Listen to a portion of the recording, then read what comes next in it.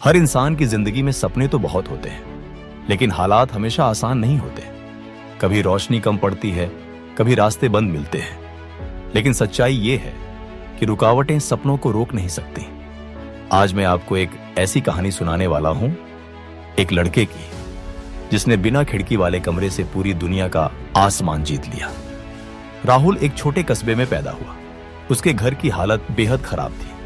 पिता दिहाड़ी मजदूरी करते थे और मां घरों में काम।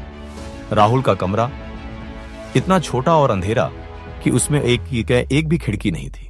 दिन में भी बल्ब जलाना पड़ता, हवा तक अंदर ढंग से नहीं आती। गर्मी के दिनों में कमरा भट्टी जैसा हो जाता और सर्दी में जेल जैसा। लेकिन यही कमरा उसकी पढ़ाई का अड्डा था। दोस्त कहते, ये कमरा तो पिंजरा है, तू यहां से उड़ान कैसे भरेगा। लेकिन राहुल खामोश रहता और अपनी पुरानी फटी किताबें खोलकर पढ़ने लग जाता। उसके लिए वही किताबें उसकी खिड़की थी जिससे वो दुनिया देखता।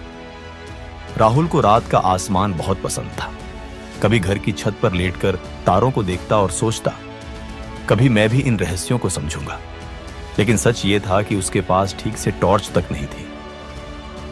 एक दिन स्कूल में जब टीचर ने स्पेस के बारे में बताया तो राहुल का सपना और बड़ा हो गया।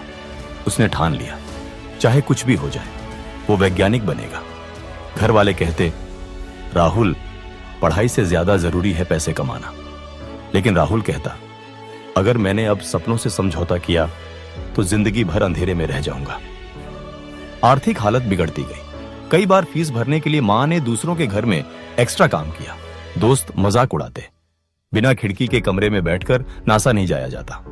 कुछ रिश्तेदार कहते, तारे गिनकर कोई साइंटिस्ट नहीं बनता। राहुल के लिए ये सब चुभने वाले ताने थे, लेकिन उसने तानों को अपनी ताकत बना लिया। रात रात भर पढ़ाई करता, पुरानी साइंस मैगजीन्स पढ़ता और इंटरनेट कैफे में थोड़े पैसे देकर स्पेस के बारे में खोजता। उसका छोटा सा अंधेरा कमरा अब सपनों का लॉन्च पैड बन गया था। एक दिन स्कूल में साइंस प्रोजेक्ट कंपटीशन हुआ।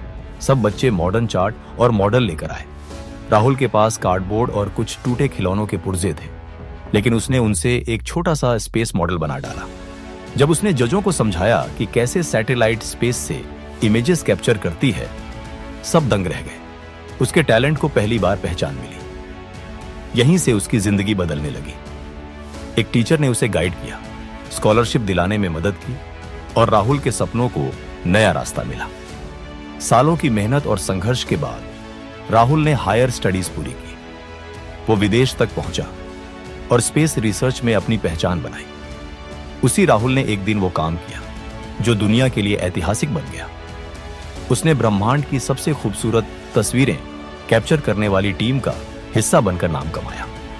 जिस लड़के को कभी कहा गया था कि तेरे कमरे में तो खिड़की तक नहीं है, आज वही लड़का पूरी दुनिया को खिड़की से बाहर झांक कर अंतरिक्ष दिखा रहा था। दोस्तों, राहुल की कहानी हमें यही सिखाती है, हालात कभी परफेक्ट नहीं होंगे, कभी रोशनी नहीं होगी, कभी रास्ते नहीं होंगे, कभी हवा भी नहीं मिलेगी। लेकिन अगर सपनों में सच्चाई है और मेहनत में दम है तो सबसे अंधेरा कमरा भी आपको ब्रह्मांड का रास्ता दिखा सकता है। याद रखिए, रुकावटें दीवार नहीं होती, सीढ़ियां होती हैं जो आपको ऊपर ले जाने के लिए खड़ी की जाती हैं। तो अगली बार जब हालात आपके खिलाफ हों, अपने अंदर की खिड़की खोलिए और उड़ान भरिए, क्योंकि आसमान सिर्फ उन्हीं का है जो अंधेरे से डरते नहीं।